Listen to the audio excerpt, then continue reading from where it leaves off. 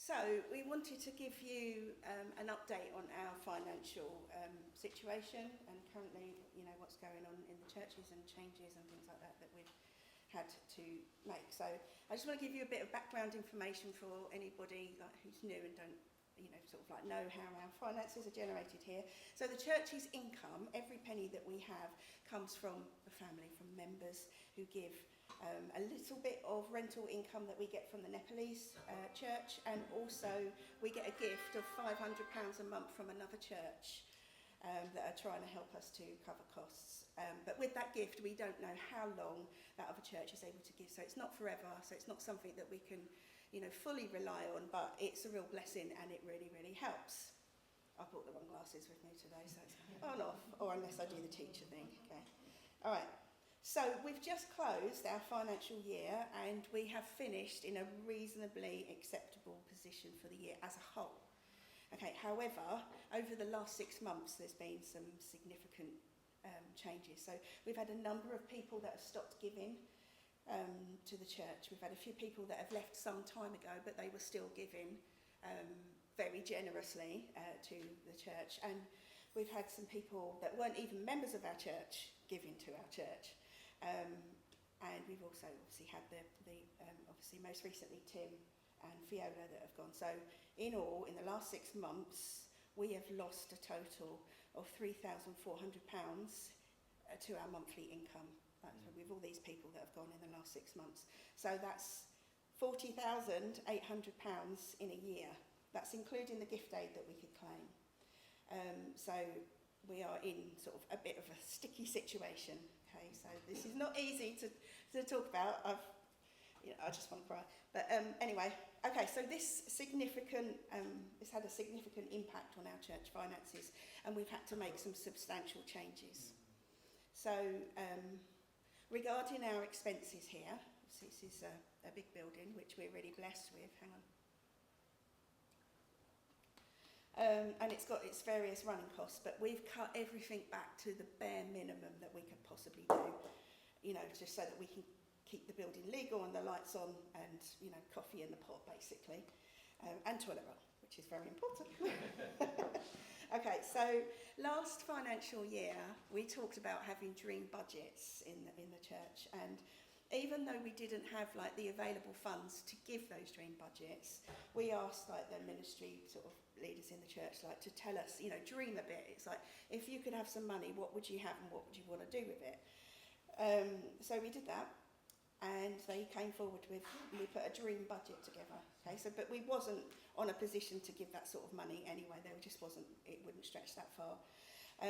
But we were in a position to be able to give some of those a little bit. In faith, this is a stepping stone. We're going to grow. We want our ministries to grow. We want to reach more people in the community. We want the youth to be blessed. We want we want to bless the community. So we were, in faith, making a little step. So that was really good. And we had something to work towards, to pray towards, and grow faith in our financial provision. Unfortunately, this year, that's down to zero now. Okay, we've completely had to backtrack on that.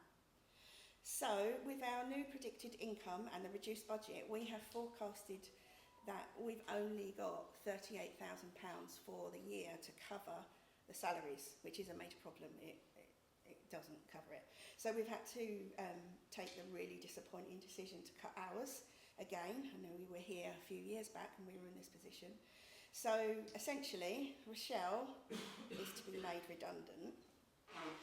However, Rochelle has decided, not wanting to burden the church financially, because we've got legal obligations if we make somebody redundant, with the notice period and with the amount of money that we need to pay for the amount of years that she's been here. So she has she's waived her right to that legally. Bear with me. So this will save the church around about 7.5k. That would be our legal obligation as an employer, cutting Rochelle's wages, making Rochelle redundant. We would have to pay out that much money.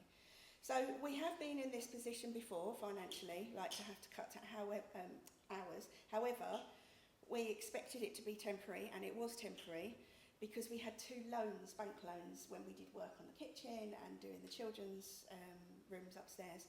So they were coming to their end. So we knew that there was, it would change and we would be able to, reinstate those hours. However, we were never able to reinstate. Rochelle used to do 3 days a week, and she's just been on 2. We've not been able to reinstate that, even though she still does 3 days' work for the church.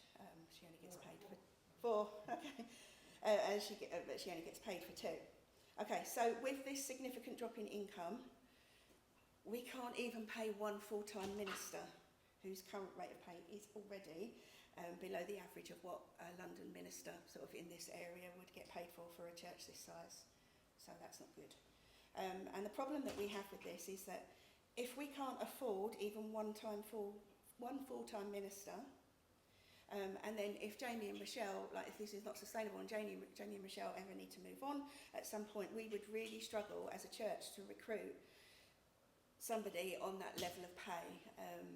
There's been other churches like in the local area that have struggled to, because they've not got the funds to do that. Because for someone to come and live in London, you all know what London costs are like and things like that, and bringing in a family on a salary that's not even a full-time salary is tricky. So don't want to sort of speak doom and gloom, but we have got to think about what things might look like down the line, and we also want to protect the church from that. So it will be really difficult. So we're hoping that things will change. God will step in.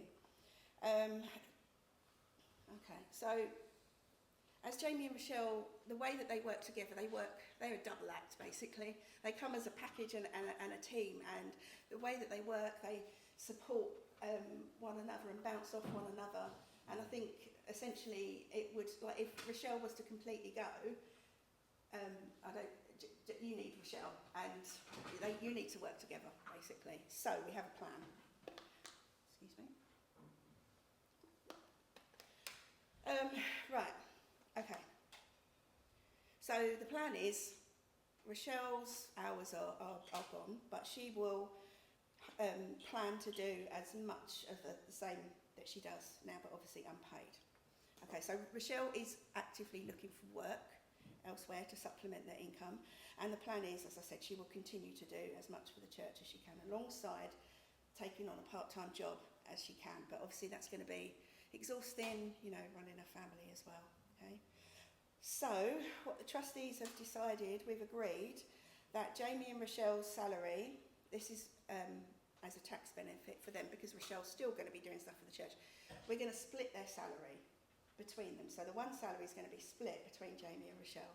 So that would be like 2.5 days a week each that they will get paid for.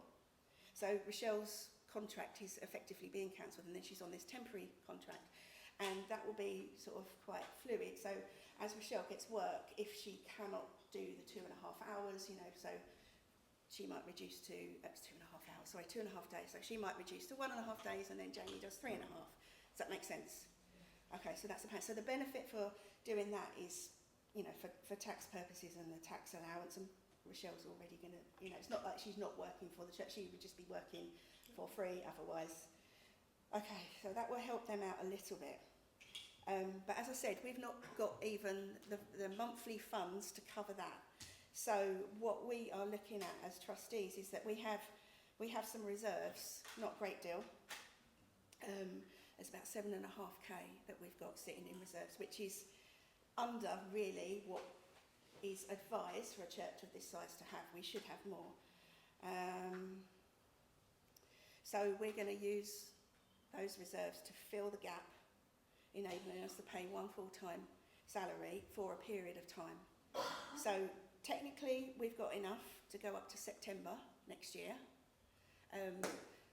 That's still in discussion, and things might change, and it might not stretch out that far. So if nothing changes in our income, come worst ways, September, it may be sooner, we will have extreme changes of, how we will operate as a church. I don't know what that's going to look like. So the bottom line is we need to increase our family income.